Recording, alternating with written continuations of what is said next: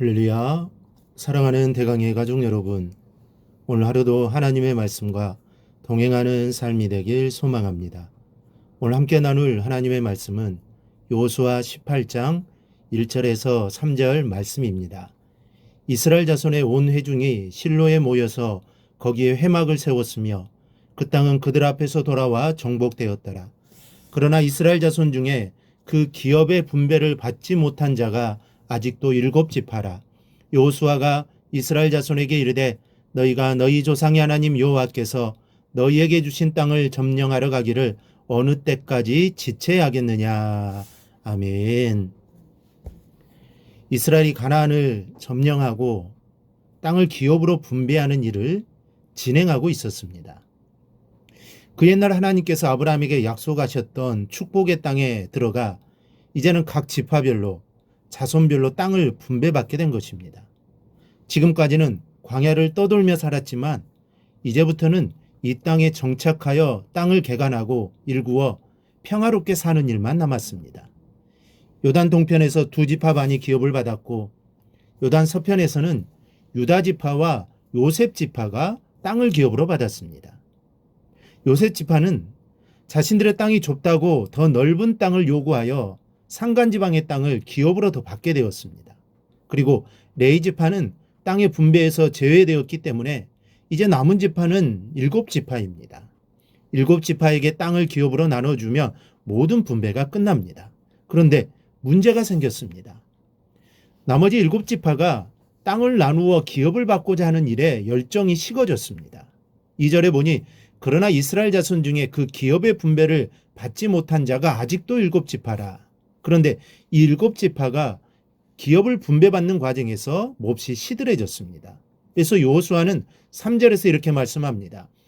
여호수아가 이스라엘 자손에게 이르되 너희가 너희 조상의 하나님 여호와께서 너희에게 주신 땅을 점령하러 가기를 어느 때까지 지체하겠느냐. 왜 지체하느냐는 것입니다. 지체해서는 안 된다는 것이죠. 그렇다면 왜 나머지 지파는 기업 분배에 있어서 이렇게 소극적인 태도를 보인 것일까요? 이에 대해 학자들은 이렇게 생각합니다. 이미 제비를 뽑아 땅을 분배받은 유다 지파와 요셉 지파가 가나안의 좋은 땅을 다 차지하고 이제 척박한 땅만 남아있다는 것을 알았기 때문이라는 겁니다. 그러니 기업을 차지하는 일에 의욕을 상실한 것입니다. 즉 마음이 상했습니다. 이때 여호수아는 한 가지 중대한 일을 실행합니다. 길갈에 있던 회막을 옮겨 실로에 여호와의 회막을 세운 것입니다. 1절을 보면 이스라엘 자손의 온 회중이 실로에 모여서 거기에 회막을 세웠으며 그 땅은 그들 앞에서 돌아와 정복되었더라. 이렇게 해서 이 회막은 사울의 시대까지 실로에 자리 잡게 됩니다. 실로에 세워진 회막은 이스라엘의 중심 거점이 됩니다. 여기서 여호와를 향한 예배가 이루어졌고 하나님의 뜻을 물었고 하나님의 지시를 받았습니다. 뿐만 아니라 종교, 정치, 군사의 요충지가 되었습니다. 이스라엘이 하나로 단합되지 않고 위기가 찾아오려는 그때에 여호수아는 회막을 세우므로 여호와를 중심으로 다시 단합하여 일어서는 원동력으로 삼은 것입니다. 흩어져 분산되는 이스라엘 백성을 하나로 묶을 수 있는 것은 무엇입니까? 여호와의 약속에 대한 소망이 아니겠습니까?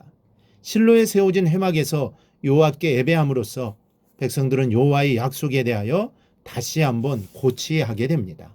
그리고 분배하는 일이 각 지파의 이익을 분담하는 차원이 아니라 여호와의 약속에 대한 성취의 차원에서 받아들이게 됩니다. 또한 공평하신 하나님께서 분배하시는 것이라는 사실을 깨닫고 다시 단합하기에 이릅니다.